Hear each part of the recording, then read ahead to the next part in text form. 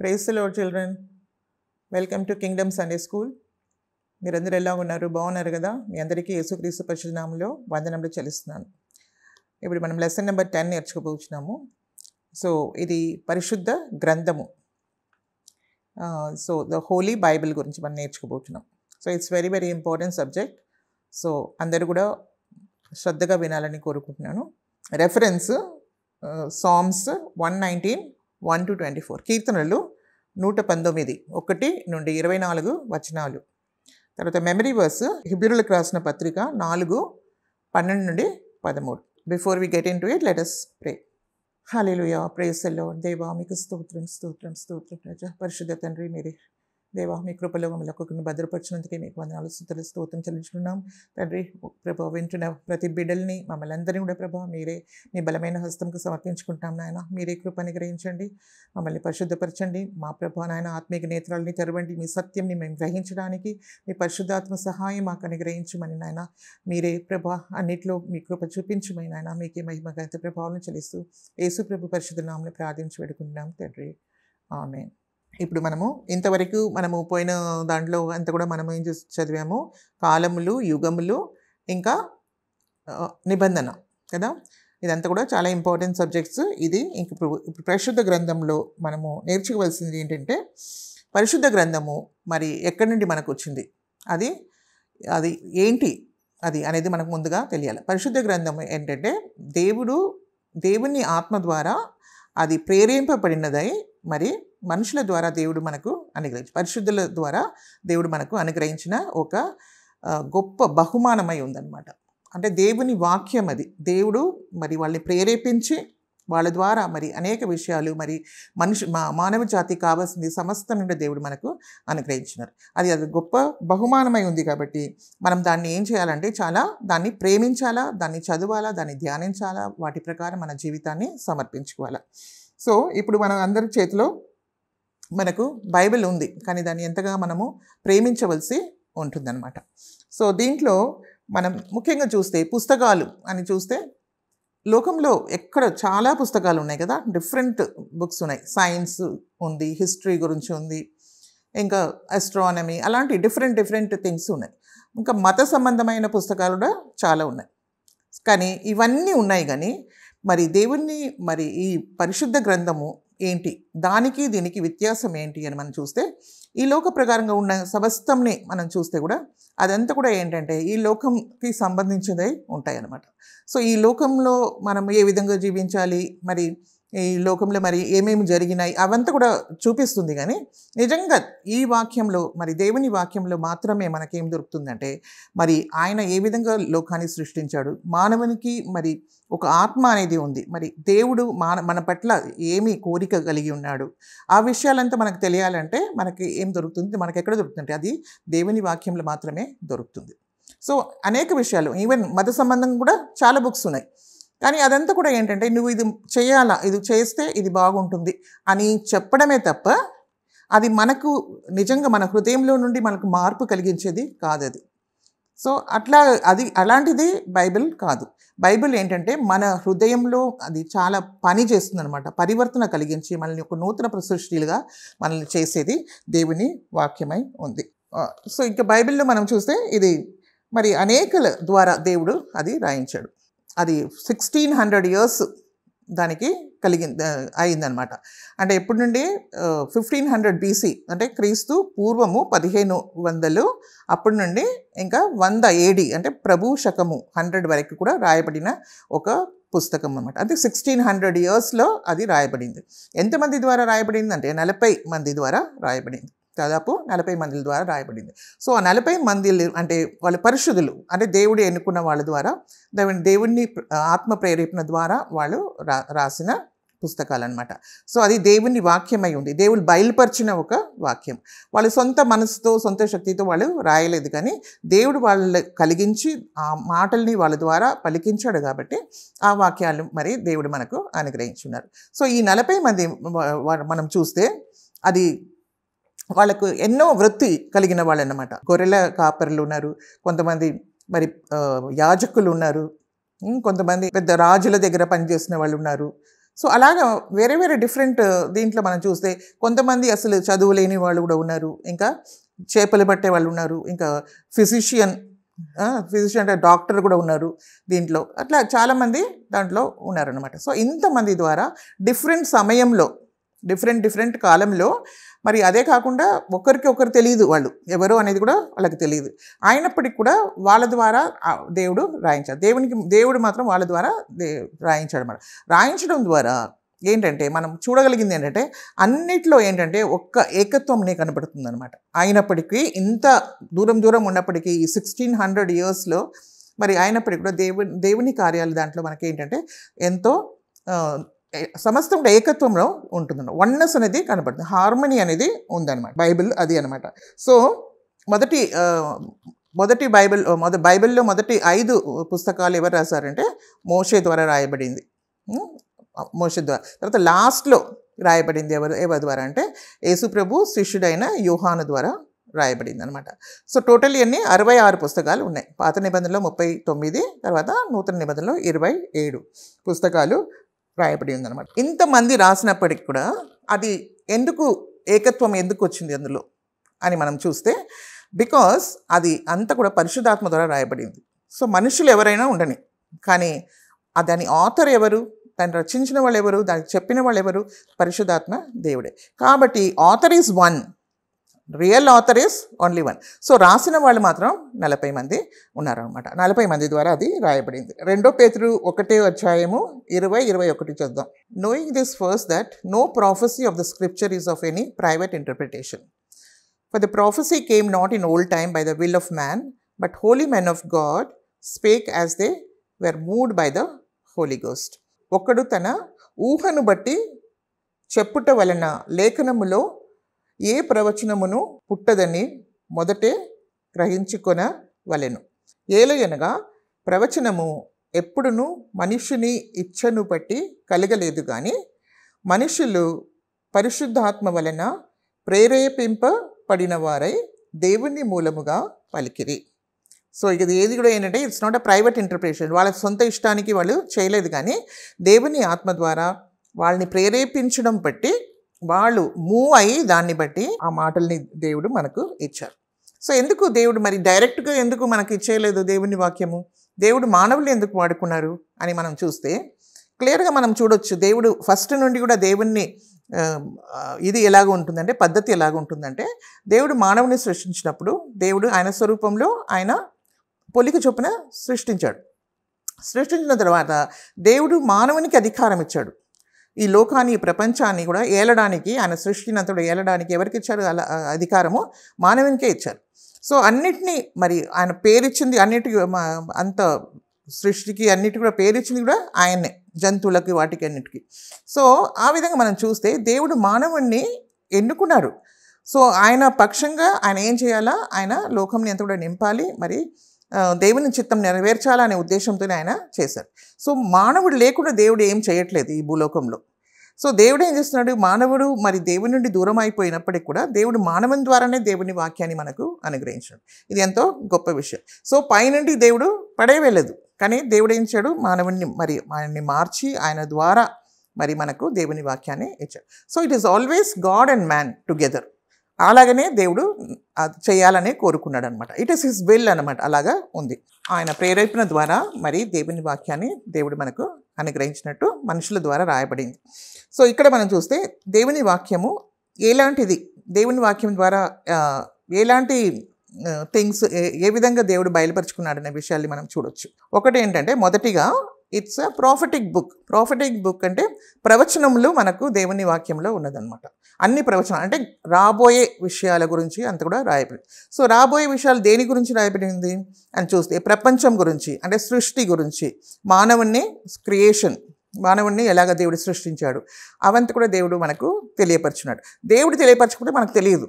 ఇప్పుడు మనం చూస్తే లోకంలో సైన్స్ ద్వారా కూడా చాలామంది చేసుకున్నారు, but they are not able to give అంటే కన్సైజ్ ప్రూఫ్ని మళ్ళీ చెప్పలేకపోతున్నారు. కానీ మనకు బైబిల్లో మనకు దొరుకుతుంది మానవుని ఏ విధంగా ఎవరు సృష్టించాడు, మరి దేవుని చిత్తం ఏంటి, what is the purpose of God అంటే మానవుని పట్ల దేవుని ఉద్దేశం ఏంటి, అది అంతా కూడా మనకి ఎక్కడ దొరుకుతుంది, బైబిల్లోనే దొరుకుతుంది. సో ప్రాఫిటిక్ కూడా అంటే ప్రీవియస్ ఇప్పుడు మనకు ఏముంది అది అదంటే కూడా మనకు వెనకల మనము జరిగిపోయినాయి. సో ఇక్కడ ప్రాఫిటిక్ అంటే ముందు కూడా జరిగేవలసింది కూడా చాలా ఉన్నాయి. ప్రపంచం గురించి ఉంది, తర్వాత దేశాల గురించి ఉంది, ఏ దేశము అంటే రూల్కి వస్తాయి, తర్వాత ఎవరు మళ్ళీ పడిపోతారు, పతనం అయిపోయే దేశాలు, అలాంటిది అన్నీ కూడా మనకు బైబిల్లో దొరుకుతుంది. ఎక్కడ మనం చూస్తే దానియేల్లో కూడా మనం చూస్తున్నాం, బబులోను ఎన్ని సంవత్సరాలు ఉంటాయి, తర్వాత మీడియో పర్షియా, మరి తర్వాత అన్నీ ఉన్నాయి కదా మనకి, గ్రీకు, రోమిలకు మన డెమోక్రసీ ఉంటుంది. ఇవంతా కూడా మనం చూస్తే ఇవంతా కూడా దేవుడు మరి తెలియపరిచారు. ఇంకా అనేకల గురించి, మోయాబ్ గురించి రాయబడింది, ఏదోముల గురించి రాయబడి ఉంది బైబిల్లో. తర్వాత ఇశ్రాయేల్ ప్రజల గురించి, వేరే వాళ్ళ గురించి, అమలేకీల గురించి, అందరి గురించి కూడా, అంత నేషన్స్ల గురించి కూడా బైబిల్లో మనం చూడగలం అనమాట. సో ఇదంతా కూడా ఏంటి, ప్రాఫిటిక్. ఇదంతా కూడా ఎన్నో జరిగిపోయినాయి, కొన్ని జరగవలసింది కూడా ఉన్నాయన్నమాట. దాని తర్వాత సంఘం గురించి కూడా దేవుడు రాసినాడు. సంఘం గురించి రాశారు. దానికి మరి ఇశ్రాయేల్ గురించి రాశాడు. అబ్రహాంని దేవుడు ఎన్నుకున్నారు. అబ్రహాం ద్వారా ఇశ్రాయేల్ ఒక పెద్ద దేశంగా మారింది. మరి వాళ్ళ ద్వారా మరి క్రీస్తు రావాలా ఈ లోకంకి అని చెప్పేసి క్రీస్తు గురించి రాయబడింది. యేసుక్రీస్తు గురించిన ఎన్నో ప్రవచనాలు యేసుక్రీస్తులో మొదటి రాకడలో నెరవేర్చబడినాయి.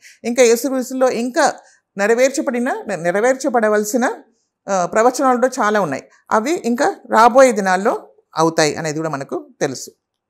సో అదేవిధంగా సంఘం గురించి కూడా మనకు బైబిల్లో రాయబడి ఉంది. సో ఇదంతా కూడా ఏంటంటే ప్రవచన ప్రకారంగా మనము చూసాం. సో ప్రవచనం మనకు ఎందుకు అవసరం అని చెప్తే, దేవుడికి మరి ముందే జరగవలసిందంతా కూడా ముందే దేవుడికి తెలుసు.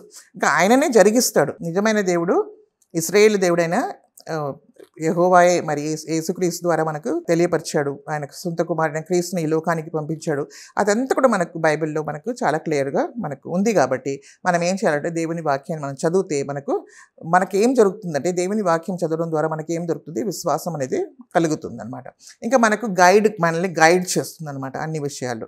ఇదే కాకుండా యేసుక్రీస్తు ఈ లోకానికి వస్తాడు, మళ్ళీ ఆయన మరణిస్తాడు. మన పాపం నిమిత్తమై యేసుక్రీస్తు మరణిస్తాడు, మరణించి తిరిగి లేస్తాడు.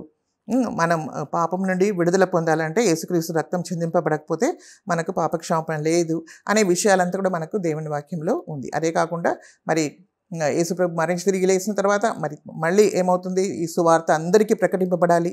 దాని తర్వాత ఇశ్రాయేల్ ప్రజల సమయం వస్తుంది. ఇంకా వాళ్ళ సమయంలో కూడా మహాశ్రమలు అవంతా కూడా ఉంటుంది. తర్వాత యేసుక్రీస్తు ఈ లోకానికి వచ్చి మెస్సాయా, ఆయన రాజ్యం 1000 ఏళ్ళ రాజ్యము ఉంటుంది. దాని తర్వాత ధవళ సింహాసనం తీర్పు ఉంటుంది. దాని తర్వాత మనము నిత్యత్వంలో వెళ్ళిపోతాము. సో ఇదంతా కూడా మనకు ఎక్కడ దొరుకుతుంది, మనకు బైబిల్లోనే దొరుకుతుంది. సో దీనివల్ల ఏంటంటే మనకు ఒక మ్యాప్ ఫుల్ ఈ లోకంలో దేవుడు ఏ విధంగా సృష్టించాడు, మరి దానికి ఎండ్ ఏంటి అంతా కూడా దేవుడు మనకు దీని ద్వారా తెలియపరుస్తున్నారు. కాబట్టి ఈ Bible it's a prophetic book. అయితే ఏంటంటే ప్రవచన పుస్తకం, గ్రంథంగా ఉంది అని మనం తెలుసుకోవచ్చు. రెండవదిగా ఇది God's book revealing God's victory. దేవుడిని విజయంని దీంట్లో మనము చూడగలం. సో దేవుడు మానవుని సృష్టించాడు.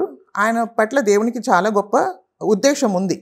అయినప్పటికీ ఏమైంది, సాతాను మధ్యలో వచ్చి మరి అంతా కూడా ప్లాన్ అంతా కూడా పూర్తిగా తొలగించాడు. మానవుడు ఏం చేశాడు, దేవునికి విధేయత చూపించకుండా సైతానికి విధేయత చూపించడం ద్వారా మరి ఆయన పాపంలో పడిపోవడము, మరి దాని తర్వాత మరి యేసుక్రీస్తు ఈ లోకానికి వచ్చి మనల్ని విడిపిస్తారు అనే అన్ని సందేశాలు బైబిల్లో చూడగలం.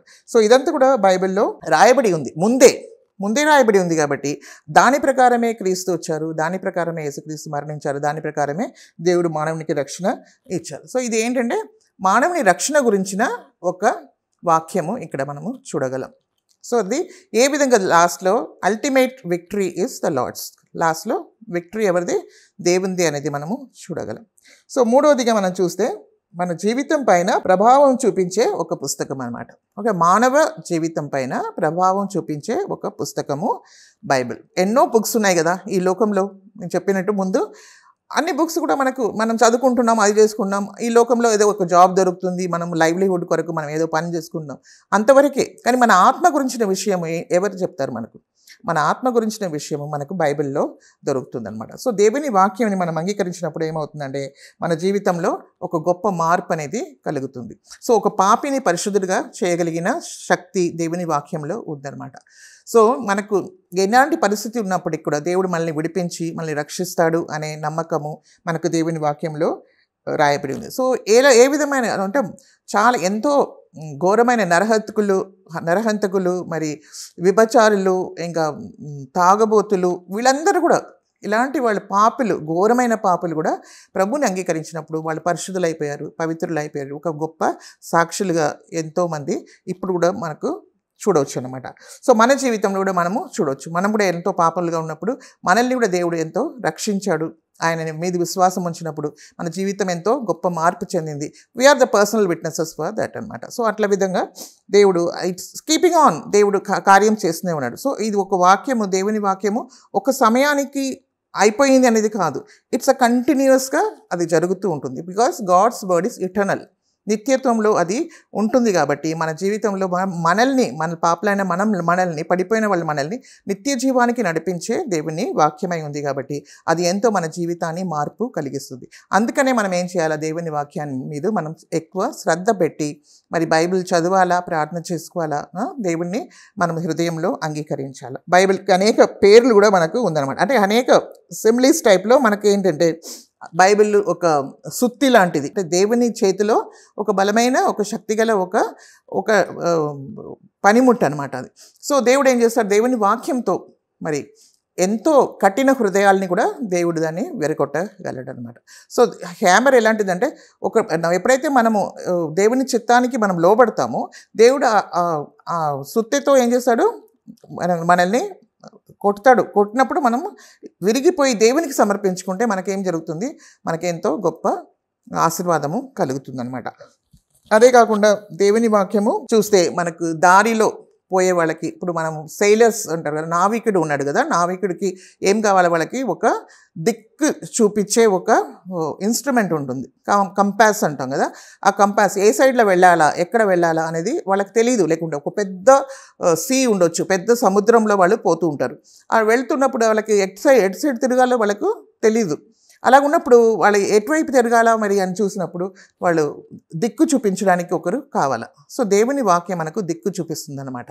మనం కూడా ఈ లోకం అనే ఒక పెద్ద సముద్రంలో మనము ఉన్నాం. సో మనం ఎటు వెళ్ళాలా అని తెలియట్లేదు నిజంగా చెప్పాలంటే. ఏ విధంగా వెళ్ళాలా, ఎక్కడ వెళ్ళాలి, మనకు అంత కన్ఫ్యూషన్ అయిపోతుంది అనమాట.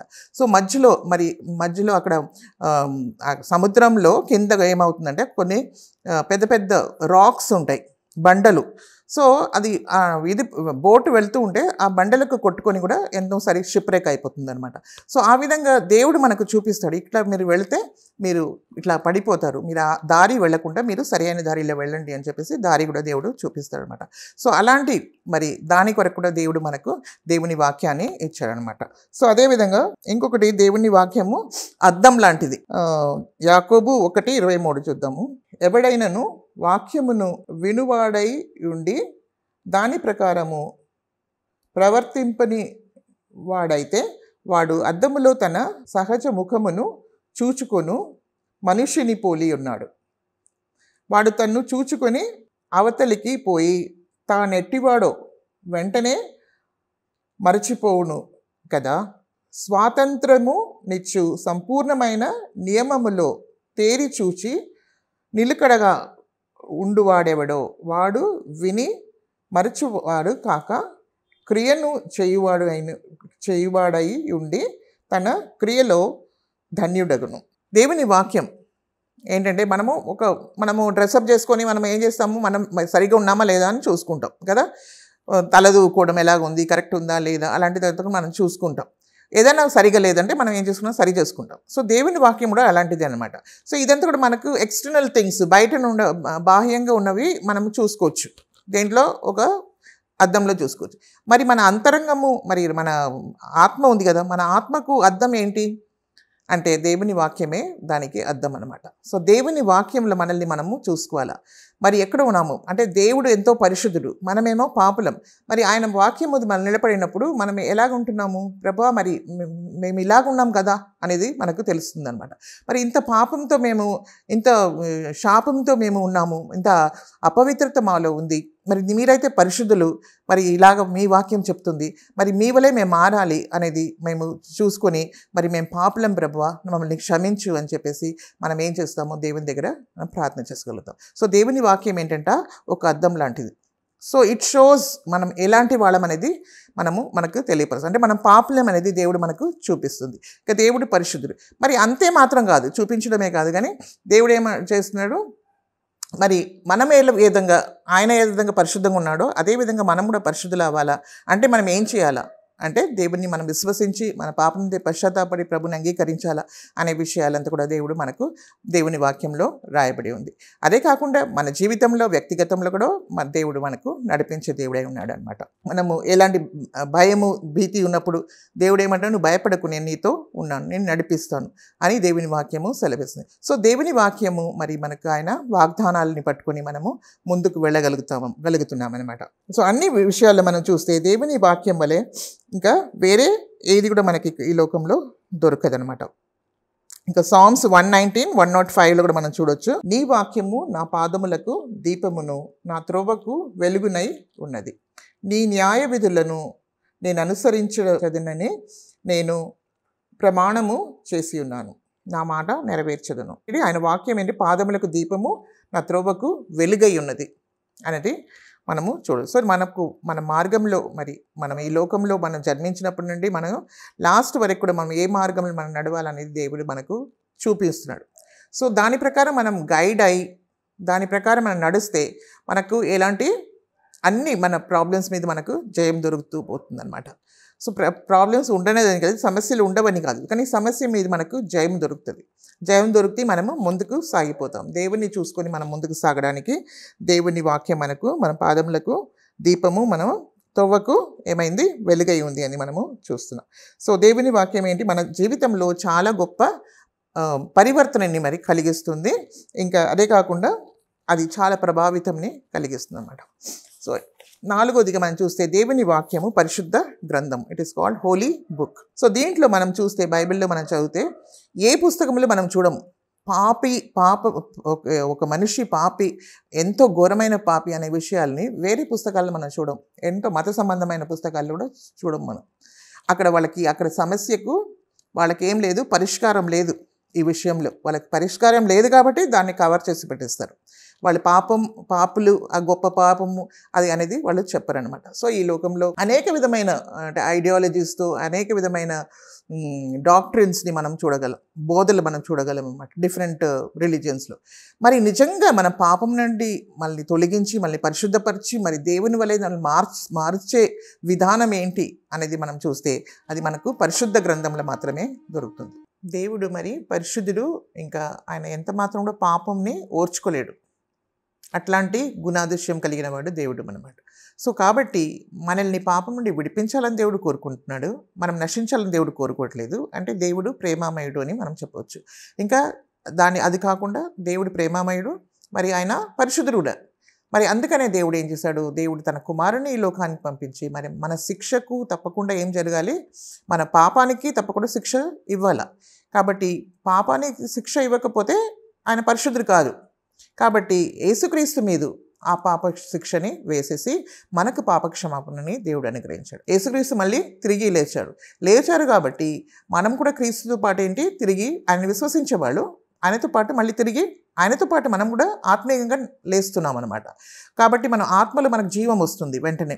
అంతేకాకుండా దేవుడు పరిశుద్ధాత్మని దేవుడు మనకు అనుగ్రహించాడు. యేసు ప్రభు ఆరోహణం అయిన తర్వాత ఆయన ఎవరిని పంపించాడు, పరిశుద్ధాత్మని సంఘానికి పంపించాడు. ఆయన మీద విశ్వాసం వచ్చిన వాళ్ళందరికీ కూడా పంపించాడు. సో ఆ పరిశుద్ధాత్మ వరము ద్వారా దేవుడు ఏం చేస్తున్నాడు, ఆయన మనలో ఇంకా మనల్ని పరిశుద్ధపరుస్తున్నాడు. దినం దేవుని వాక్యం ద్వారా మనల్ని ఏంటంటే వాక్యం కూడా వారు నీళ్ళు లాంటిది అనమాట. అది మనల్ని పరిశుద్ధపరుస్తుంది, మనల్ని ఉతక స్నానం చేయిస్తుంది. తర్వాత మనల్ని దేవుడు ఏం చేస్తున్నాడు, దాని ద్వారా మనల్ని నీతిమంతులుగా చేస్తున్నాడు. ఇంకా దినం మనల్ని పరిశుద్ధతలో మనము ఎదగడానికి దేవుడు కృప చూపిస్తున్నాడు. తర్వాత మనకి లాస్ట్లో దేవుని సన్నిధికి మనల్ని తీసుకెళ్తుంది. సో ఇదంతా కూడా దేవుడు మనకి ఎక్కడ రాశాడు, ఈ పరిశుద్ధ గ్రంథంలో దేవుడు రాశాడు. ఐదవదిగా ఇది దేవుని ద్వారా ప్రేరేపింపబడిన ఒక పుస్తకం. So it's a book inspired by God. అంటే దైవ వేషణము వలన కలిగింది అనమాట. దైవ వేషణం వల్ల కలిగింది. సో మానవుల ద్వారా, ఇప్పుడు మనం చదివాం కదా, మానవుల శక్తి ద్వారా, వాళ్ళ ఇష్టం ద్వారా, వాళ్ళ ఊహ ద్వారా, వాళ్ళ తలంపుల ద్వారా ఇది జరగలేదు. దేవుని చిత్తాన్ని మానవునికి తెలియపరిచి మరి వాళ్ళ ద్వారా ఇది రాయించారనమాట. దాన్ని మనం చూస్తే 2 తిమోతి 3వ అధ్యాయంలో మనం చూద్దాము. All scripture is given by inspiration of God and is profitable for doctrine, for reproof, for correction, for instruction in righteousness, that the man of God may be perfect, thoroughly furnished unto all good works. ఏమనుంది? దైవజనుడు సన్నద్ధుడై ప్రతి సత్కార్యమునకు పూర్ణముగా సిద్ధపడి ఉండునట్లు దైవ వేషణము వలన కలిగిన ప్రతి లేఖనము ఉపదేశించుటకును, ఖండించుటకును, తప్పుదిద్దుటకును, నీతి యందు శిక్ష చేయుటకును ప్రయోజనకరమై ఉన్నది. దేవుని అంటే దైవ వేషణముల వలన కలిగిన ప్రతి లేఖనము, ఇదంతా కూడా ఏంటి? ప్రతి లేఖనం కూడా దైవ వేషణము వలన కలిగింది, దైవ వేషణం వలనే కలిగింది ప్రతిదీ అని ఉంది. సో బైబిల్లో ఏముంది? అనేక విషయాలు ఉంది. దేవుని చిత్తాన్ని దేవుడు బయలుపరుస్తున్నారు. తర్వాత అదే కాకుండా ఈవెన్ ఏంజల్స్ గురించి, దూతల గురించి రాయబడి ఉంది, సాతాను గురించి రాయబడి ఉంది. సాతాను ఏ విధంగా వాడు మాట్లాడిన విషయాలు కూడా మనం బైబిల్లో చూస్తున్నాం. తర్వాత అన్ని విషయాలు మనము దేవుని దాసులు మరి కొంతమంది వాళ్ళు చేసిన పాపాలను కూడా బట్టబయలుగా పెడుతుంది బైబిల్. అది ఏం దాచిపెట్టట్లేదు. సో ఈ విధంగా మరి ప్రతిదీ కూడా దేవుని వాక్యంలో రాయబడి ఉంది. సో ఇదంతా కూడా దేవుని వాక్యం, ఇదంతా కూడా దేవుని ప్రతిదీ కూడా లేఖనమై ఉందన్నమాట. అదంతా కూడా దేవుని వాక్యమే.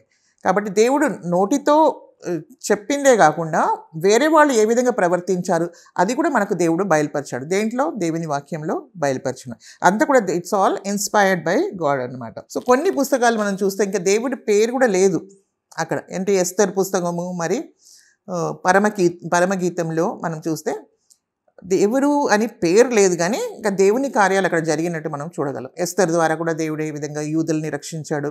తర్వాత దీంట్లో పరమగీతంలో కూడా ఏంటి?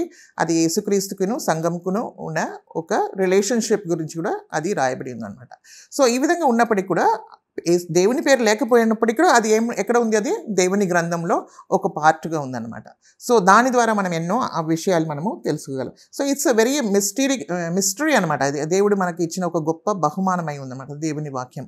కాబట్టి అది బాగా మనం చదవలసిన అవసరత ఉందన్నమాట. తర్వాత దేవుడు బైబిల్ని ఏ విధంగా ప్రేరేపించాడు అనేది మనం చూస్తే, దేవుని ఆత్మ ద్వారా ఎవరైతే దేవుడు ఎన్నుకున్నారో పరిశుద్ధుల ద్వారానే దేవుడు కార్యం చేస్తాడు.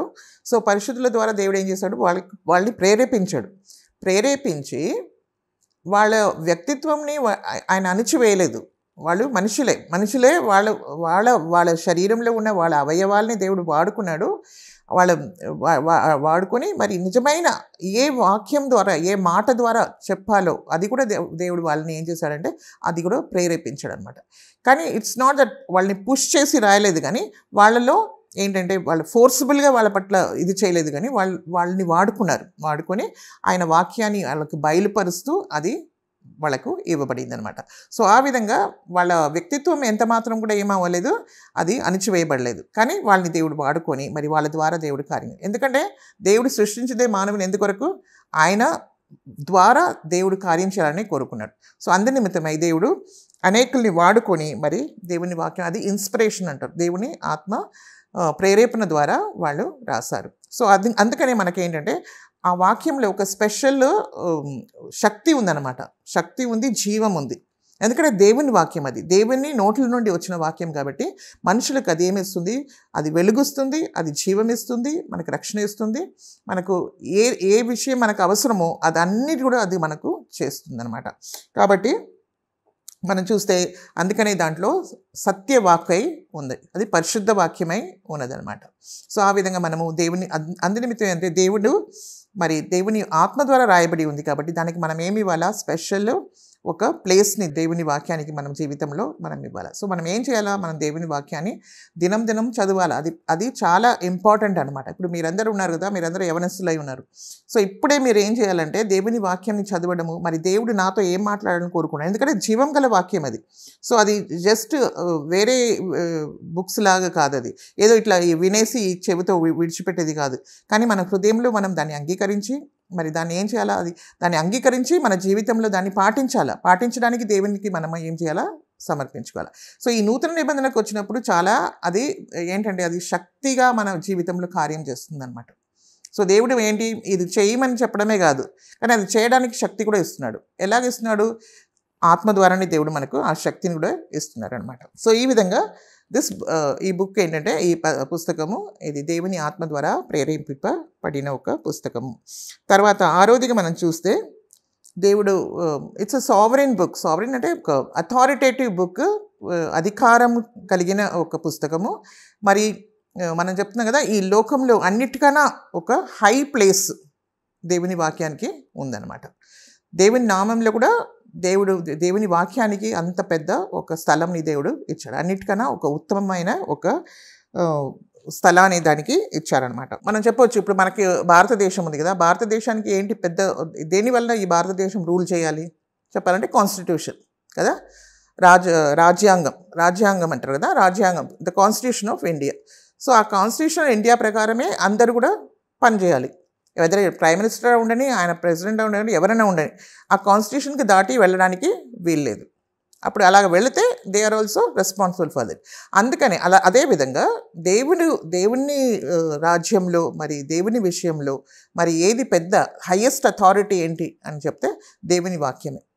సో దేవుని వాక్యంలో సమస్తం రాయబడి ఉంది. కొన్ని విషయాలు మనం చూడవచ్చు, చాలామంది అనేక ట్రెడిషన్స్ కూడా వచ్చేసినాయి, అంటే ఆచారాలు కూడా ఈ లోకంలో ఉన్నాయి. క్రైస్తవుల మధ్యలో కొంతమంది ఏం చేస్తారు, ఎన్నో డినామినేషన్స్ ఉన్నాయి కదా, అన్ని డినామినేషన్స్లో ఒక్కొక్క డాక్ట్రిన్స్ ఉంటాయి, ఒక్కొక్క బోధల్ని వాళ్ళు తీసుకుంటారు, కొన్ని బోధల్ని వదిలేస్తారు. ఆ విధంగా ఉండడానికి వీల్లేదు.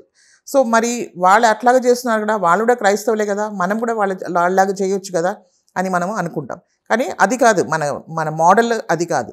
మన మోడల్ ఏంటి? దేవుని వాక్యం. మన కాన్స్టిట్యూషన్ ఏంటి? దేవుని వాక్యం. దేవుని వాక్యం ప్రకారంగా ఉందా లేదా? మరి వాళ్ళు చేయకపోతే మనం కూడా వాళ్ళని ఫాలో అవ్వకూడదు, కానీ మనం దేవుని వాక్య ప్రకారం మనము నడవాలన్నమాట. సో దేవుని వాక్యం చాలా చాలా ఇంపార్టెంట్. ఫర్ ఎగ్జాంపుల్, క్రైస్తవులు అందరూ కూడా లోకంలో చూస్తే అందరూ కూడా ఏం చేస్తారు? పండుగలు ఆచరిస్తారు. ఏం పండుగలు? క్రిస్మస్, ఇంకా గుడ్ ఫ్రైడే, ఈస్టర్ అని చెప్పేసి వాళ్ళు కూడా ఆచరిస్తారు. కానీ బైబిల్లో ఉందా అది మనం చేయాలని చెప్పేసి? అది ఇక్కడ లేదు కదా. అసలు క్రిస్మస్ మనము చేయాలని లేదు బైబిల్లో, గుడ్ ఫ్రైడే, ఈస్టర్ చేయాలని లేదు. కానీ యేసుక్రీస్తు ఈ లోకానికి వచ్చారు, ఆయన కన్యక గర్భం ద్వారా ఈ లోకంలో జన్మించారు. ఆ బోధని మనము అంగీకరించున్నాం 100%. కానీ దాన్ని మనం సెలబ్రేట్ చేసిందిగా చెయ్యాలా అని దేవుని వాక్యంలో ఎక్కడ రాయబడలేదు, ఎక్కడ కూడా అది లేదనమాట. కానీ ఈ లోకంలో ఏంటి, వాళ్ళు క్రిస్మస్ అని చేస్తారు. సో వాళ్ళు చేస్తున్నారు కాబట్టి మేము కూడా చేయాలని కాదు, అట్లా చేయకూడదు కానీ మనము దేవుని వాక్య ప్రకారంగా మనము నడవాలన్నమాట. అట్లా మనం చూస్తే మెనీ ఫెస్టివల్స్ ఉన్నాయి, వాళ్ళ మెనీ ఆచారాలు ఉన్నాయి, అవంతా కూడా మనం పాటించడానికి వీల్లేదు. దేవుని వాక్య ప్రకారం మనం జీవించడము చాలా అవసరం. వాళ్ళు ఎంత ఇది ఉన్నప్పటికీ కూడా కొంతమంది ఏంటంటే సాబత్ అంటారు, సాబత్తు శనివారమే అంటారు. కానీ దేవుని వాక్యంలో మన నూతన నిబంధనకు వచ్చినప్పుడు సంఘంకి అది ఇవ్వబడలేదు, సబాతు శనివారం అని చెప్పేసి. సెవెంత్ డే అడ్వెంటిస్ట్ వాళ్ళు అది చేస్తారు, కానీ మనం చేయడానికి వీల్లేదు. ఎందుకు చేయకూడదు? వాళ్ళు చేస్తున్నారు కదా, మనం చేయాలని చెప్పి మనం చేయకూడదు. ఎందుకంటే బైబిల్లో ఏమని ఉందంటే ఏంటంటే, యేసు ప్రభు దినమందు, అంటే అది ఆదివారం మొదటి దినము. బైబిల్లో మనం క్యాలెండర్లో కూడా ఫస్ట్ డే అది. సో మొదటి దినము ఏంటి, అందరూ కూడా ఏం చేశారు, వాళ్ళు దేవుని ఆరాధించడం, అంటే యేసుప్రభు మరణించి తిరిగి లేచిన దినం, అది పునరుద్ధాన దినం. సో అక్కడనే మనం దేవుని ఆరాధించినట్టు మనం చూస్తున్నాం. సో అక్కడే మాత్రం కాదు, మనం దినం దేవుణ్ణి ఆరాధించాలా. సో ఆల్ ద టైం అంటే దేవుణ్ణి ఏంటంటే ఆయన విశ్రాంతి కలుగజేస్తానన్నాడు. సో యేసుక్రీస్తువే మనకేంటి విశ్రాంతి అయి ఉన్నాడు. సో ఆ విధంగా మనం చూస్తే నూతన నిబంధనకు వచ్చినప్పుడు చాలా చాలా డిఫరెన్సెస్ వచ్చేస్తాయి అన్నమాట.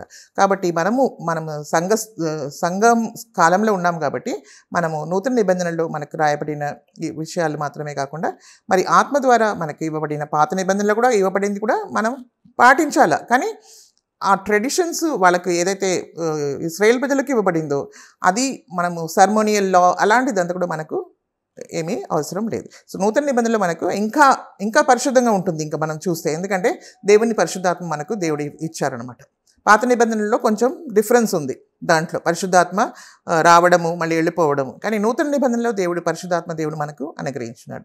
అంటే చూడండి, ఇప్పుడు పాత నిబంధనలో మనం చూసినప్పుడు ఏమనుంది, నరహత్య చేయకూడదు అని ఉంది కదా.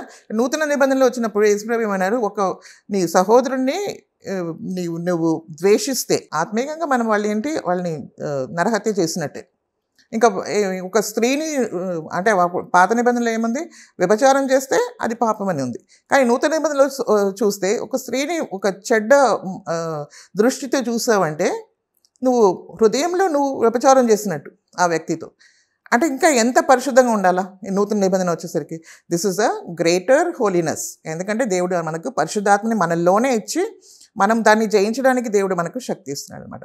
సో మనము మరి మనస్సులో, హృదయంలో, ఇంకా ఆత్మలో అన్నిట్లో కూడా ఏంటంటే మనం పరిశుద్ధతలో మనము దినం ఎదగాలన్నమాట. అన్ని అన్క్లీన్నెస్ నుండి మనకు ఏంటంటే దేవుడు తొలగిస్తాడు మన జీవితాలని. సో ఈ విధంగా చూస్తే ఇది ఏంటంటే దేవుని వాక్యము ఏంటంటే అధికారమైంది. ఇంకా అన్నిటికన్నా హైయెస్ట్ ఇంపార్టెన్స్ మనం దానికే ఇవ్వాలి. అది ఏమంటామంటే అది దేవుని వాక్యము ఎలాంటి దోషరహితమైనది, ఇంకా దానిలో మనం ఏమీ తప్పు కూడా మనము పట్టలేదు. సో కొంతమంది క్రిటిక్స్ ఉంటారు. క్రిటిక్స్ ఏంటంటే దేవుని వాక్యాన్ని ఏంటంటే వాళ్ళు తప్పు పట్టడానికి ప్రయత్నం చేస్తారు. వాళ్ళకి అది అర్థం కాదు. ఎందుకంటే వాళ్ళలో పరిశుద్ధాత్మ వాళ్ళని ఏం చేయాలా, వాళ్ళ నేత్రాల్ని తెరిచి దాన్ని ఇంకా ఎన్లైటన్ చేస్తూనే కానీ వాళ్ళకి దేవుని వాక్యము అర్థం కాదు. So we should not bother about them. So దేవుని వాక్యాన్ని మనం తెలుసుకోవడానికి దేవుని ఆత్మ మనకు అవసరం అనమాట. మన నూతన నిబంధనకు వచ్చినప్పుడు ఇంకా మనకేంటంటే దేవుణ్ణి బయలుపరచడము ఇంకా సంపూర్ణంగా ఉంది. ఎందుకంటే ఆయన కుమారుడైన యేసుక్రీస్తు ఈ లోకానికి వచ్చారు. ఇంతకాలము పాపంలో ఉన్నవాళ్ళు కానీ వాళ్ళని దేవుడు రక్షించి మరి వాళ్ళ ద్వారా మరి వాళ్ళ విధేయతని బట్టి ఇంకా దేవుడికి సమర్పించుకోవడం బట్టి వాళ్ళ ద్వారా దేవుడు అనేక విషయాల్ని మనకి ఇచ్చారు. కానీ నూతన నిబంధనకు వచ్చినప్పుడు ఆయన ప్రియ కుమారుడే ఈ లోకానికి వచ్చాడు. అంటే తను తాను తగ్గించుకొని యేసుప్రభు ఈ లోకానికి శరీరధారిగా వచ్చి మరి తండ్రి చిత్తంని అంతా కూడా మనకు తెలియపరిచి వెళ్ళారు. అంతేకాకుండా దేవుడు మనకు శక్తిని బలంని కూడా ఇచ్చాడు. ఎవరైతే మనం క్రీస్తుని అంగీకరిస్తున్నామో వాళ్ళకి ఏమి ఇచ్చాడంటే దేవుణ్ణి బిడ్డలుగా అవ్వడానికి ఆయన మనకు అధికారం ఇచ్చాడు, పవర్ని కూడా దేవుడు ఇచ్చాడు. సో ఇప్పుడు నూతన నిబంధనకు వచ్చినప్పుడు ఎలాగ ఉందంటే, పాత నిబంధనలో ఒక పని చేయమని దేవుడు చెప్పాడు, ఇది ఆజ్ఞ అని చెప్పాడు, అది మనం చేయాలి. కానీ నూతన నిబంధనలు వచ్చినప్పుడు దేవుని ఆజ్ఞ ఏదైతే ఉందో, నూతన నిబంధనలో కూడా ఆజ్ఞలు ఉన్నాయి. సో ఆజ్ఞలు ఏంటంటే ఆ ఆజ్ఞ మనకేమైపోతుందంటే అదే ఒక వాగ్దానం అయిపోతుంది. ఎందుకు వాగ్దానం అయిపోతుంది అంటే దేవుడు ఆజ్ఞ ఇచ్చినవాడు ఆయన ఆత్మ మనలో పనిచేస్తుంది. ఆ ఆజ్ఞ మనం పాటించగలము. ఎప్పుడైతే దేవుడు ఆజ్ఞ ఇస్తున్నాడు అంటే పాత నిబంధనలో ఆజ్ఞని పాటించడానికి వాళ్ళకి శక్తి లేదు. ఎందుకంటే వాళ్ళు పాప శరీరంలో ఉన్నారు కాబట్టి వాళ్ళకు పరిశుద్ధాత్మ సహాయం ఇంకా పరిశుద్ధాత్మ నియమం వాళ్ళు రాలేదు కాబట్టి వాళ్ళు ఏం చేయగలుగుతారు, వాళ్ళు పరిశుద్ధంగా జీవించలేకుండా పోతున్నారు అనమాట 100%. కానీ నూతన నిబంధనకు వచ్చినప్పుడు పరిశుద్ధాత్మ మనలో ఉన్నారు కాబట్టి మనం ఏంటంటే దేవుడిచ్చిన ఆజ్ఞల్ని పాటించడానికి ఆయన శక్తి దేవుడు మనకు అనుగ్రహిస్తున్నారు అనమాట. సో అందుకనే ఎప్పుడు అయినా మనము దేవుని వాక్యాన్ని మనం చదివినప్పుడు ఒకటి తెలుసుకోవాలా ఏంటంటే, అవును ఈ లోకస్తులందరూ కూడా వేరే విధంగా ఉండొచ్చు, వాళ్ళతో మనము ఉండడానికి కలిసిపోవడానికి వీల్లేదు, కానీ మనము దేవుని మార్గంలో మనము నడవాలని దేవుడు కోరుకుంటున్నాడు. కాబట్టి ఈ sovereign book, it is a sovereign book also. అన్నిటికన్నా అథారిటేటివ్ మనకు దేని వలన మనం నడిపింపబడాలి ఈ లోకంలో అంటే దేవుని వాక్యం ద్వారా నడిపింపబడాలి. మరి దేవుని వాక్యం ద్వారా నడిపింపబడాలంటే మనం దేవుని వాక్యం మనకు తెలిసి ఉంటే కదా మనం అలాగ నడవడానికి. మరి మనం ఏం చేయాలి, it should be a daily exercise for us. మనం బైబిల్ చదవాలి, దాన్ని మెడిటేట్ చేయాలి, దాని ప్రకారం మనం సమర్పించుకోవాలా, దేవుని శక్తిని అడుక్కోవాలి. మరి మన జీవితంలో అంటే మనం జస్ట్ వినేవాళ్ళంగా కాకుండా దాంట్లో మనం నడవాలి, దాన్ని ఏం చేయాలి, దాన్ని పాటించాలి. మరి దేవుని సన్నిధిలో మనం ఏం చేయాలో దేవుని దగ్గర ప్రార్థన చేసుకుని, ప్రభా నా జీవితంలో వచ్చే ప్రతి శోధనని నేను జయించడానికి, మనకు లోకము మనకు అగెన్స్టే, మనకు శరీరము అగెన్స్టే, సైతాను మనకు అగేన్స్టే. సో పాపము లోకంలో ఉంటుంది, మన శరీరంలో ఉంటుంది. సో ఇదంతా కూడా అన్నీ మనకు అగేన్స్ట్గా ఉన్నప్పటికీ కూడా దేవుని ఆత్మ సమస్తం కన్నా గొప్పదనమాట. సో అన్నిటి మీద జయం ఇవ్వడానికి దేవుడు ఆయన పరిశుద్ధాత్మని ఇచ్చారు. కాబట్టి మనం దేవుని వాక్య ప్రకారంగా, మరి it's a map to us, ఒక మ్యాప్ లాగా ఉందన్నమాట. సో అది దాని ప్రకారంగా మనం ఏం చేయాలా, దేవుని మాటల్లో మార్గంలో మనం నడవాలి. ఓకే, మరి దేవుని మార్గంలో మనం ఎప్పుడు నడవగలుగుతామా అని అడగవచ్చు. ఒక్కొక్కసారి మన శరీరంలో మనం దేవునికి లోబడకపోతే మనం పడిపోతూ ఉంటాం. సో నవడేస్ ఒక ఎగ్జాంపుల్ చెప్పాలంటే Uber and all these thing, they have GPS. అదంటే GPS ఉంటుంది కదా, గూగుల్ ద్వారా మనకు దారి చూపిస్తూ ఉంటుందన్నమాట. సో ఆ GPSలో మనము ఆయన తీసుకొని వెళ్తున్నప్పుడు దారి తప్పి వేరే మార్గంలో వెళ్ళిపోతే మళ్ళీ అక్కడి నుండి తిప్పేస్తుంది. అక్కడి నుండి తిప్పేస్తే ఇక్కడ నుండి వెళ్ళమని చెప్తుంది అనమాట. సో అదేవిధంగా మనం కూడా ఏంటంటే మనం వెళ్తున్నాం, మనం ఎక్కడ దారి తప్పి, అంటే మన దారి తప్పకూడదు, కానీ సరిగ్గా నడిచి ఉంటే దారి తప్పము. కానీ ఒక్కొక్కసారి మన బలహీనతని బట్టి, మన పరిస్థితిని బట్టి ఎక్కడైనా మనం తప్పిపోయామంటే మనం రాంగ్ దారిలో వెళ్ళిపోతాం అనమాట. ఆ సమయంలో దేవుడు ఏంటంటే మనకు చెప్తాడనమాట, ఈ విధంగా కాదు, నువ్వు సరైన మార్గంలో నువ్వు తిరుగు. అంటే మనం ఏం చేయాలి, మన పాపంని దేవుని దగ్గర ఒప్పుకొని పశ్చాత్తాపడి మరి దేవుడు చూపించిన మార్గంలో మనము మళ్ళీ తిరిగి ఆ దారికి వచ్చేసాలి. సో ఆ విధంగా దేవుని వాక్యం ఏంటంటే మనకు GPSగా కూడా ఉంటుందన్నమాట.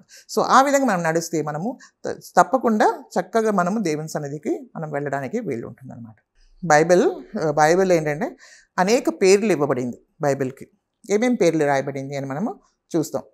సో అనేక పేర్లు ఉన్నాయి, మనం ఒక 5 పేర్లు మనము చూద్దాం ఇక్కడ. సో ఫస్ట్ ఈజ్ బైబిల్ అంటే మనకు బైబిల్ అని ఈ పేరు ఏంటి, దాని మీనింగ్ ఏంటి అని మనం చూస్తే, ఈ బైబిల్ అనే మీనింగ్ ఫస్ట్ ఆఫ్ ఆల్ లాటిన్లో బిబ్లియో అంటారనమాట. లాటిన్ వర్డ్ బిబ్లియో అని ఉంది. బిబ్లియో అంటే ఏంటి అంటే బుక్స్ అని అర్థం, పుస్తకాలు. ఇది ఒక కలెక్షన్ ఆఫ్ బుక్స్, ఆ బుక్స్. సో ఇట్స్ బుక్స్ అనమాట. సో దాని లాటిన్లో అంటారు. ఇది ఫస్ట్ ఆఫ్ ఆల్ బైబిల్ అంటే పాత నిబంధన, ఎవరు యూదుల పుస్తకం. అది ఎలాగ వచ్చిందంటే అది సెప్టోజెంట్ అని చెప్తారంట. సెప్టోజెంట్ అని చెప్తారు. ఆ సెప్టోజెంట్ ఓన్లీ పాత నిబంధన, అది గ్రీక్లో రాయబడింది. అంటే హిబ్రూ నుండి హిబ్రూస్, యూదులు అంటే హిబ్రూవే కదా. సో హిబ్రూ నుండి గ్రీక్లో రాయబడినప్పుడు దాన్ని సెప్టోజెంట్ అంటారు అనమాట. సో ఓన్లీ పాత నిబంధన అనమాట. ఆ పాత నిబంధన ఎందుకు సెప్టోజెంట్ అంటారంటే 70 members, 72 పీపుల్ హ్యావ్ స్కాలర్స్ ఉన్నారనమాట. వాళ్ళు అంటే the translation, I'm talking about translation, అది డిఫరెంట్ పీపుల్ ద్వారా రాయబడింది, దట్ ఈస్ డిఫరెంట్ టోటల్లీ. ఈ ట్రాన్స్లేషన్ చెప్తున్నాను. ట్రాన్స్లేషన్ 72 members ద్వారా రాయబడింది. సెప్టోజెంట్ అంటే 17 అర్థం. So in 70s it is there. So అది ఏ ఇయర్లో జరిగిందంటే 250 to 150 BC, 100 yearsలో ఇది జరిగింది అనమాట. 250 to 150 BCలో అది జరిగింది. అందులో నుండి, ఆ సెప్టోజెంట్ల నుండి వీళ్ళు ఏం రాశారు, ఎవరు రాశారు, ఈ లాటిన్ వల్గేట్ అని ఉందన్నమాట. ఆ లాటిన్ వల్గేట్ అది ఏ ఇయర్లో రాయబడింది అంటే 410 ADలో రాయబడింది. అది నూతన నిబంధన కదా. ఇది పాత నిబంధన. ఇది అంటే AD అంటే ప్రభు శకము అని చెప్తాం. So it's AD. సో 410 ADలో ఇది వీళ్ళు ఏం చేశారంటే, అప్పటికి వీళ్ళు రోమ్ వాళ్ళు లాటిన్ వల్గేట్ అని అది రాయబడింది అనమాట. అది దేంట్లోకి వెళ్ళి తీశారు, ఈ సెప్టోజెంట్ నుండి ట్రాన్స్లేట్ చేశారు. హిబ్రూ నుండి Greek, from Greek to Latin. So అది 410 ADలో రాశారనమాట. సో వాళ్ళు అంటే లాటిన్ వల్గేట్ అంటాం కదా, వాళ్ళు దీనికి ఏమని ఇచ్చారంటే పేరు బైబిల్ అని ఇచ్చారు. అంటే బుక్స్ అని అర్థం అనమాట, అంటే పుస్తకాలు అని అర్థం. సో బైబిల్ అని బిబ్లియో, ఇట్ ఈస్ కాల్డ్ బిబ్లియో అని పేరు ఇచ్చారు. సో దాన్ని మళ్ళీ ఇంగ్లీష్లో మనము బైబిల్ అని పిలవడం జరిగింది అనమాట. సో ఆ విధంగా దీనికి బైబిల్ అని పేరు వచ్చింది. So that is means it's called books అని అర్థం. సో పరిశుద్ధ గ్రంథం అది 5th century, అదే 410 AD అని ఉంది కదా, అదే 5th century అవుతుంది. సో 5th century నుండి మరి గ్రీక్ చర్చ్లో అక్కడ ఉన్న అప్పుడు ఆ టైంలో వీళ్ళు ఫాదర్స్ అంటే వీళ్ళు రోమన్స్ వాళ్ళు.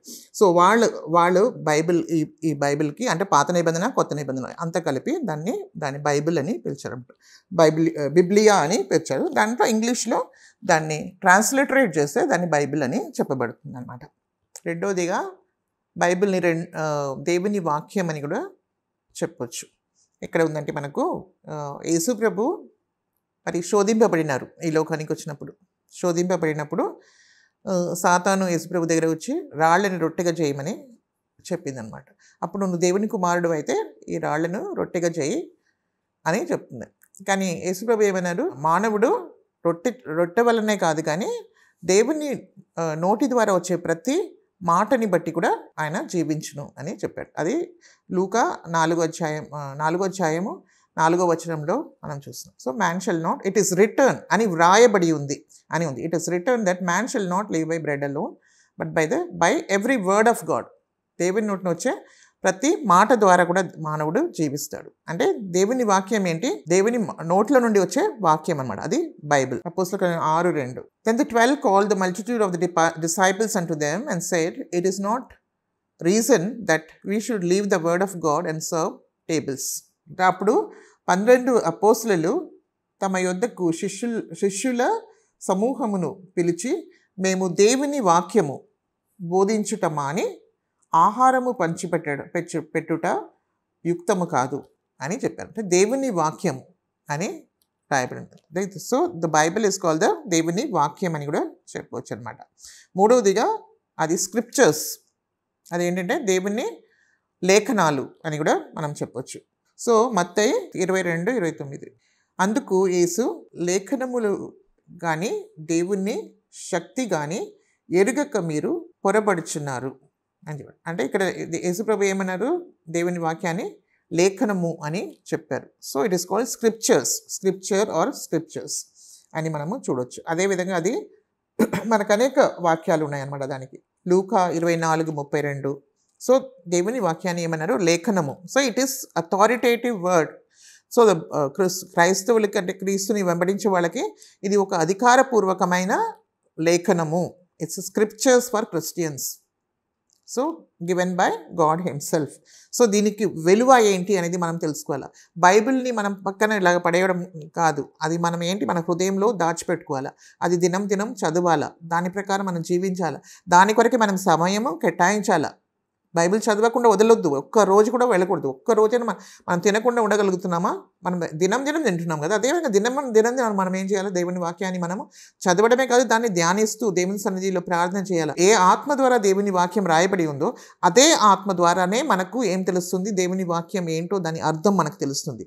ఇటు వేరే పుస్తకాలు లాంటిది బైబిల్ కాదు. పరిశుద్ధాత్మ ద్వారా మనకు తెలియపరచబడాలా, మనకు అది వెలిగిస్తాడు దేవుడు. అది వెలిగించాలంటే మనం దేవునికి ఏమి ఇవ్వాలా? సమయం ఇవ్వాలి. దేవుని దగ్గర సమయం మనం ఇస్తేనే కానీ మనకు అది దొరకదు. సో మనం అనేక విధాల్లో మనం ఏంటి చాలా బిజీ అయిపోతున్నాం లైఫ్లో. కానీ మెయిన్ ఇంపార్టెంట్ థింగ్ని మనం వదిలేసుకుంటే మన జీవితమే వ్యర్థమైపోతుంది. కాబట్టి మనం ఎంతో జాగ్రత్త పడి మనం రెగ్యులర్గా మనం ఏం చేయాలా? బైబిల్ చదువుకోవడము మనం నేర్చుకోవాలి. బైబిల్ చదువుకోవడం మనకు ఏమైపోవాలి? అది ఒక హ్యాబిట్ అయిపోవాలి. అది మన జీవితంలో మరి అది మనం ఇప్పుడు చదువుకున్నాం కదా, ఎన్ని విషయాలు మనం చదువుకున్నాం బైబిల్ ద్వారా. అది మనకు మన పాదములకు దీపం, మరి మన త్రోవకు వెలుగై ఉన్నది. మనల్ని నడిపించే మరి సముద్రంలో మనకు ఒక కంపాస్ లాంటిది, మనల్ని నడిపించే దిక్కు చూపి అయి ఉంది అది. మరి మనకు అంటే ఒక అద్దం లాంటిది. మనం ఎక్కడెక్కడ మిస్టేక్ చేస్తున్నామో అదంతా మనకు చూపిస్తుంది.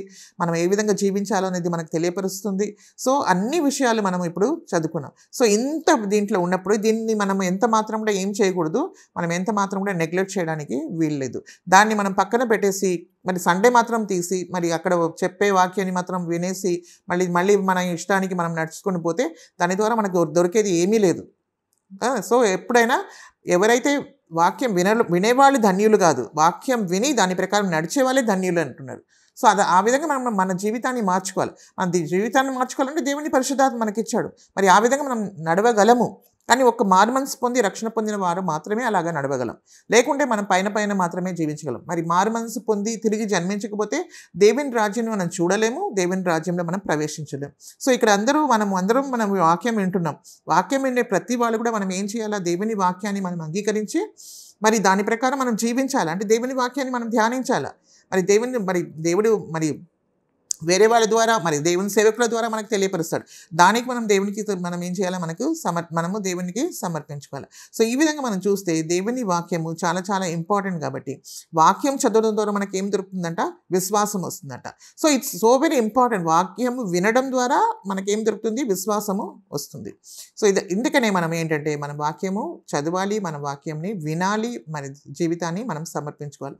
మన జీవితంలో మార్పు రావాలి, ఒక గొప్ప మార్పు కలుగుతుంది. we should have the power to become the children of God.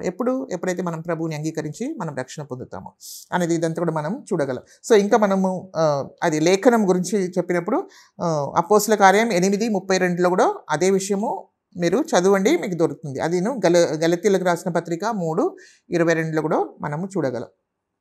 So ఇదంతా కూడా మనకేంటంటే దేవుని ఆత్మ ద్వారా రాయబడిన ఒక దేవుని వాక్యం అన్నమాట. So fourthly, it is also called oracles. Oracles అంటే దేవుడు పలికిన విషయాలు అన్నమాట. ఇట్స్ స్పోకన్ వర్డ్స్ అంటే మనము రేమా అని కూడా చెప్పొచ్చు. So it's God has spoken personally. దేవుడే ఆయన వాక్యం ద్వారా దేవుడు తను తాను బయలుపరచుకున్నాడు. సో అది ఎందుకు ఇంపార్టెంట్ అని చెప్తే, ఇప్పుడు మీరైనా నేనైనా ఎవరైనా మనం మాట్లాడితే మనం ఎలాగ ఇతరులకు తెలియపరచుకుంటాము, సో మనము మాట ద్వారానే తెలియపరచుకుంటాం. సో మనం ఏమై ఉన్నాం అనేది మనకు ఎలా తెలుస్తుందంటే మన మాట ద్వారా మనకు, ఇఫ్ యూఆర్ సిన్సియర్. సో అదే మన మనసులో ఉన్నది మనం ఇతరులకు చెప్తున్నామంటే అది కరెక్ట్గా మన జీవితాన్ని అది చూపిస్తుంది కదా. ఇప్పుడు మనం చూస్తున్నాము, మూగవాళ్ళు ఉంటారు, మూగవాళ్ళు మాట్లాడలేరు. సో వాళ్ళు ఏదో ఒకటి ఇలాగా చూపిస్తారనమాట. Even then they try to express. కానీ దేవుని వాక్యం అంటే ఆయన వాక్యం ద్వారా దేవుడు మనతో మాట్లాడుతున్నాడు. So that is called ఒరాకిల్స్. ఒరాకిల్స్ అంటే స్పోకన్ వర్డ్స్, అంటే దేవుడు పలికిన దేవోక్తలు అనమాట. దేవోక్తలు అంటే దేవుడు ఆయన నోటితో మాట్లాడిన పలుకులు అనేది దీని గురించి మనం చూస్తే మనము హెబ్రీయులకు రాసిన పత్రిక 5:12 ఇది రాయబడి ఉందన్నమాట. అంటే Bible is the God's oracles, అంటే ఆయన మాట్లాడింది, ఆయన నోటితో మాట్లాడిన ఒక పలుకులు. అంటే దేవుడే మనతో మాట్లాడినప్పుడు ఇప్పుడు ఈ లోకంలో ఇప్పుడు మనం చూస్తే భూమి ఆకాశాన్ని చూస్తున్నాము, ఇదంతా సృష్టిని అంతా కూడా చూస్తున్నాము. సో ఇదంతా కూడా సృష్టిని దేవుడే కదా. మరి ఆయన పలుకులు, మరి మన జీవితం మనం కూడా ఈ లోకంలో జీవిస్తున్నాం. మనం ఏ విధంగా మరి దేవుని దగ్గరికి పోయి చేరుకుంటాము? దేవుని ఆత్మ ద్వారా, దేవుని వాక్యం ద్వారానే కదా. అదే కదా మనల్ని నడిపించేది. మరి ఆ వాక్యానికి మనం ఏం చేయాలో మనము చదువుకోవాలా. సో ఇది is also called Oracle. So another one is the book of the lord, అంటే దేవుని పుస్తకము, దేవుని గ్రంథం అని కూడా రాయబడి ఉంది. సో దేవుడే దీనికి ఏంటి, ఓనర్. దేవుడే దీనికి ఏంటి, ఆయన్నే రాయించాడు కాబట్టి ఇది దేవుని పుస్తకము అని ప్రభుని యొక్క పుస్తకం అని రాయబడి. అది ఎక్కడ రాయబడింది అంటే యెషయా 34:16, 34:16. యెహోవా గ్రంథమును పరిశీలించి చదువుకొనుడి, ఆ జంతువులలో ఏదియు లేక ఉండదు, దేని జతపక్షి దాని యొద్ద ఉండక మానడు. నా నోటి నుండి వచ్చిన ఆజ్ఞ ఇదే, ఆయన నోటి ఊపిరి వాటిని పోగు చేయును. ఇక్కడ ఏమనుంది, seek ye out of the book of the Lord, seek ye out of the book of the Lord and read, no one of these shall fail, none shall want her mate, for my mouth it hath commanded, and his spirit it hath gathered them. So ఇక్కడ కూడా ఏమందే దేవుని వాక్యం ఏమని రాయబడి ఉంది, ఇలాగ సంబోధించారు. Book of the lord అంటే దేవుని గ్రంథము అనేది మనకు తెలుస్తుంది. సో ఈ విధంగా దేవుని గ్రంథానికి ఎన్ని పేర్లు ఉన్నాయి, ఇంకా కూడా చాలా పేర్లు ఉన్నాయి దేవుని వాక్యానికి. మరి మనము ఇక్కడ చదువుకుంది మెయిన్గా 5 చదువుకున్నాం. బైబిల్, దేవుని వాక్యము, లేఖనము, దేవుని పలుకులు, ఇంకా దేవుని గ్రంథము అని మనం చూడవచ్చు. సో ఈ విధంగా బైబిల్ గురించి మనము ఈ దినం చదువుకుంటున్నాం. సో బైబిల్ వినడమే కాదు, కానీ మనం ఏం చేయాలా, మనం బైబిల్ డైలీ మనము పాత నిబంధన, నూతన నిబంధన అంతా కూడా మనం చదవాలి. సో చదివితే మనకు దేవుని వాక్యం మనకు అర్థమవుతుంది. మన జీవితం లెట్ ఇట్ గైడ్ అస్. దేవుని వాక్యం మనల్ని గైడ్ చేయాలి. మనం ఏదో పేరు కొరకు చదువుకోవడము, ఒక అలవాటు ప్రకారమైన భక్తి మనం చేస్తే ఎంతకాలం మనం అలాగ చేస్తూ పోతాం కదా. మీరందరూ కూడా బైబిల్ చదువుకుంటున్నారు నేను అనుకున్నాను. ఎందుకంటే మనము లాస్ట్లో మనము ఇస్తున్నాం మీకు ఎవ్రీ డే మీరు బైబిల్ చదవాలని చెప్పేసి మీకు స్క్రిప్చర్ పోర్షన్ కూడా డైలీ పోర్షన్ ఇస్తున్నాం. ఒకటి ఓల్డ్ టెస్టమెంట్, ఒకటి న్యూ టెస్టమెంట్. అలా అది మరి చదువుకొని మీరు జీవితాన్ని మీరు చక్కపరచుకోండి, దేవునికి సమర్పించుకోండి. ఈ విధంగా దేవుని వాక్యం గురించి ఇవాళ చదువుకోవడానికి దేవుడు మనకు కృప ఇచ్చాడు. మరి మీరు బైబిల్ స్టార్ట్ చేయాలని నేను కోరుకుంటున్నాను. బైబిల్ చదవడము స్టార్ట్ చేయండి. సో మీరు స్టార్ట్ చేసి ఉంటారు అనుకుంటున్నాను. మరి ఎవరైనా చేయకుండా ఉంటే అలాంటి వాళ్ళు కూడా మీరు మొదలు పెట్టండి. చాలా శ్రద్ధగా మీరు చదవాలి. You should be serious about it. It's not just like that. మనం ఏదో చెప్పుకొని మనం వెళ్ళిపోవడం కాదు. మన టైం వేస్ట్ అయిపోతుంది ఆ విధంగా. అంటే మనం ఏంటంటే దేవుని వాక్యంలో మనకు విశ్వాసాన్ని కలిగిస్తుంది, మనకు రక్షణని ఇస్తుంది, మరి దేవునికి మనల్ని దగ్గరగా తీసుకొస్తుంది. There are so many blessings. మీ జీవితం ఆశీర్వదింపబడుతుంది. మీరు ఏ మార్గంలో వెళ్ళాడో దేవుడు మీకు తెలియపరుస్తాడు. ఎలాంటి శోధనల నుండి ఏ విధంగా జయించాలో మీకు తెలియపరుస్తాడు. దేవుని వాక్యం ఇంకా కూడా ఎన్నో విషయాలు ఉన్నాయి కదా. దేవుని వాక్యం ఏంటంటే ఒక ఖడ్గం లాంటిది. అది మనకు సాతాను చేతుల నుండి మనల్ని విడిపిస్తుంది. సాతాన్ని మనల్ని జయించడానికి దేవుని వాక్యం మనకు ఇస్తాడు. సో యేసుక్రీస్తువే దానికి ఏంటి ఒక ఉదాహరణంగా ఉన్నాడు. యేసుప్రభువే సాతానుతో ఎలాగ పోరాడాడు, ఎలాగ జయించాడు, దేవుని వాక్యం ద్వారానే జయించాడు. ఇది వ్రాయబడి ఉంది అని చెప్పేసి సాతాను పారిపోయాడు. వానికి అధికారం లేదు. ఇంకా దేవుని వాక్యం మనం తీసుకొని సాతాన్ని ఎదిరించామంటే అది ఒక ఖడ్గం లాంటిది అనమాట. సో పరిశుద్ధాత్మ దేవుని ఆత్మ ఖడ్గం అయి ఉంది అనమాట. సో టెంప్టేషన్ని మనం జయించవచ్చు. ప్రతి పరిస్థితిని మనం జయించండి. దేవుని సన్నిధిలో కూడా దేవుని వాక్యమే అంగీకరించబడుతుంది. సో దాని ప్రకారం మనం దేవుని సన్నిధిలో వెళ్ళి మనము దేవుని దగ్గర మనం పొందుకోగలం. సో ఈ విధంగా మనం వాక్యంలో మనం బలవంతులుగా ఉంటాయి. అది కాకుండా బలవంతులుగా ఉంటే మనం తప్పకుండా జయిస్తాం. ఇంకా అది కాకుండా మెయిన్లీ ఏంటంటే లోకంలో మనం చూస్తే చాలా డిసెప్షన్ ఉంది. చాలా ఏంటి మోసం మనము చూడగలం. అంటే బోధలో ఎన్నో అబద్ధము, ఎన్నో మోసకరమైన విషయాలు, ఉపదేశాలు మనం చూడగలం. మనం ఏ విధంగా దాన్ని ఎదిరించగలుగుతాం, దాన్ని ఎలా గుర్తుపెడతాము? దేవుని వాక్యంలో మనం తరోగా ఉండాలా. దేవుని వాక్యం మనం బాగా చదవాలా. ఇంకా ఎంత మనం చదివినా అంత మనకు నూతనంగా ఉంటుందన్నమాట. రోజు రోజు మనకు నూతనంగా ఉంటుంది దేవుని వాక్యం. ఏ విధంగా మనం ఇప్పుడు ఇవాళ మనము అన్నం తిన్నాము, మళ్ళీ అదే ఆ రైస్ కర్రీ వేసుకొని తిన్నామనుకో, నెక్స్ట్ డే కూడా మళ్ళీ వేరే రైస్ వేస్తాం. అదే రైస్ కాదు అది. సో అది డిఫరెంట్ రైస్. సో అది కూడా ఆహారం. ఆ రోజుకి అది మనకి ఏమొస్తుంది, బలం ఇస్తుంది. ఈ రోజు మనకి ఇచ్చింది నెక్స్ట్ డే అది సెపరేట్ ఉంటుందన్నమాట. సో అదే రైస్ అయినప్పటికీ కూడా అదే రైస్ కాదు, అది డిఫరెంట్ రైస్. సో అదేవిధంగా దేవుని వాక్యం కూడా మనకి రోజు మనం ఏంటంటే దేవుని పరలోకంలో వచ్చే మన్నని మనము తినాలి. సో యేసుక్రీస్తు అంటే నేనే పరలోకంలో వచ్చిన I'm the bread of life అని చెప్పాడు. సో ఆయనని మనం అంగీకరించినప్పుడు ఆయన వాక్యంలో కూడా మనం ఏమవుతాం, ఆయన వాక్యాన్ని మనం ప్రేమిస్తాం. సో ఆ విధంగా ప్రేమిస్తే ప్రతి దాంట్లో మనము మన వ్యక్తిగతంలో మరి ఈ లోకానికి మనం ఆశీర్వాదకంగా ఉంటాము, మరి మన సంఘానికి మనం ఆశీర్వాదకరంగా ఉంటాము. సో మన తల్లిదండ్రులకు, మన కుటుంబానికి మనం ఆశీర్వాదకరంగా ఉంటాం. అన్ని విధాలు మనం ఆశీర్వాదం, దేవుణ్ణి మనం సంతోషపరిచే వాళ్ళం ఉంటాం. ఇంకా మన ఆత్మని మనము రక్షించుకుంటాం. సో ఇంత గొప్ప ఇది ఉన్నాయి, మనకు లాభాలు ఉన్నాయి. కాబట్టి దీంట్లో మరి దేవుణ్ణి మనం ప్రేమించి, మనం దేవుని వాక్యాన్ని మనం అంగీకరించి మనం కూడా ఇంకా మనం ముందుకు సాగిపోవాలని దేవుడు కోరుకుంటున్నాడు. కాబట్టి దేవుని నామకు స్తోత్రం. చిన్న ప్రార్థన చేసుకొని ముగించుకుంటాం. హల్లెలూయా, హల్లెలూయా, హల్లెలూయా. ఫాదర్ వి ప్రైజ్ యు దేవా పరిశుద్ధుడా, మీకు స్తుతులు స్తోత్రం చెల్లిస్తున్నాం నాయన. మీ కృప కొరకే మీకు వందనాలు, స్తుతులు స్తోత్రం చెల్లించుకున్నాం నాయన. మీ సత్యమైన వాక్యం గురించి ప్రభా ఇవాళ ప్రభా నాయన మేము నేర్చుకోవడానికి మీరు ఇచ్చిన కృప కొరకే మీకు స్తోత్రం తండ్రి. దేవా పరిశుద్ధాత్మ ద్వారా నాయన బిడ్డలందరికీ కూడా మీరు అర్థం చేయించాలా ప్రభా, మీకు స్తోత్రం నాయన.